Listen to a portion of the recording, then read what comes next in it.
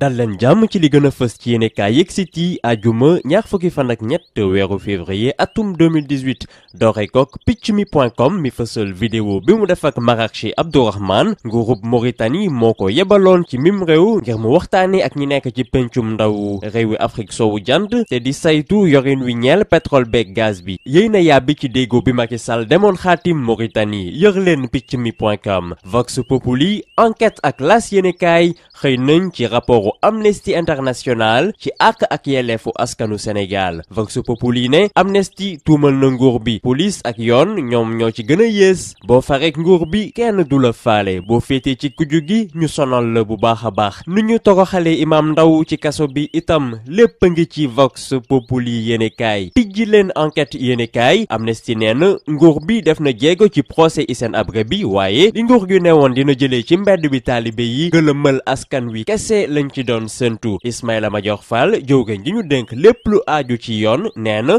rapportu Amnesty International bi yenduwul maanaa ubbi leen laas yéenekaay Seydi Gassama mi nekkal Amnesty ci suñu réew nee na àtte Khalifa Sall bi jaarul yoon benn yoon ci ay bés yu néew kenn du mënati jógee ci benn dëkk dem ci beneen dëkk diggante 22h ak 6h du matin